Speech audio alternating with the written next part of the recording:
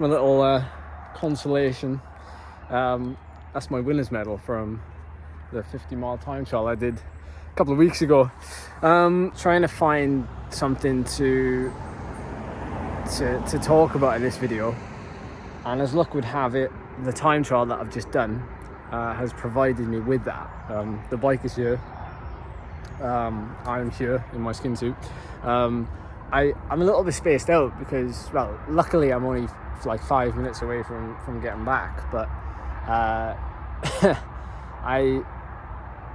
when I'm doing this much training, which is unusual for me to be doing this much training, it's always difficult to get the balance right with fueling, because you know it's such a big uptake sometimes to your training volume, and I feel like I've just about got it right today, because like now I'm starting to like go a bit lightheaded. How the time trial,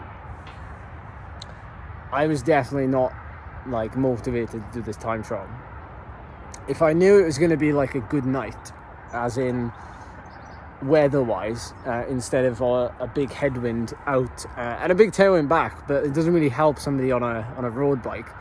I know what you're all going to say, you know, get a time trial bike and stuff, but it's still part of the bigger picture when I do these time trials, especially the club time trials in midweek and in evening, because they're difficult to wrap your head around when the big picture is always difficult to see when you're in a bit of a training hole, because you're going through the routine. You're not training you know, for that event. You're just going through the motions, and it's difficult to get motivation. It's difficult to G yourself up when like you just want to sit down and like eat and sleep and recover, and that's completely normal, you know, when you're putting in the work and the training. I shouldn't even really be standing up now. I should be talking to you sat down, because I'm saving my legs for tomorrow's training session tomorrow morning, less than 12 hours away. But it's like, you know, I know this probably won't be relevant to a lot of you, but it will be relevant to those who probably like aspire to, you know, do well at stage races, or, you know, be better on back-to-back days and be more consistent and race at a high level maybe. Or I had to go through the motions tonight, and that was hard to do. It was hard to just get kitted up and go out knowing that I'm just halfway through this week, and it's a lot to manage, like when you know that you're not going to be in your best shape. It's difficult. I know plenty of people who struggle to get into a mindset where they might have to push themselves outside of a comfort zone, or you know, hurt themselves when they haven't hurt themselves on the bike in a while. And you know, sometimes it doesn't even matter how good your warm-up is or how much caffeine you've taken on, because, you know, I consider I was technically having the jitters before I came out this evening, and you know, my warm-up was fine as well, but it just really doesn't do the effort any justice when you're just fatigued, and sometimes you got to accept that. Sometimes you got to accept that you're just not going to feel good at all.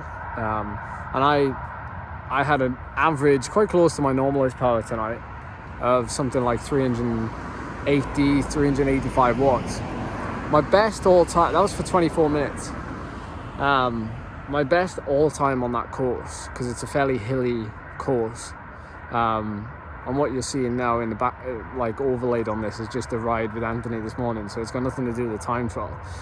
But the course is quite hilly, so there's lots of climbs on there that are like 90 seconds to 3 minutes long, with quite short, sharp recovery. So it's almost like you can ride hard to get over them, and then like have like really quick recovery. But like I felt absolute garbage. I felt rubbish. for the first like 10 minutes, even though I had a decent warm-up, and then I kind of came good in the second half. But I did 24 minutes at just over 380 watts normalized, like 385 or whatever it was. My best all time in that course, when I was absolutely pinging at the end of 2019, because I didn't do a time trial on there last year. In 2019 it was 22, just under 22 and a half minutes at 391 normalized.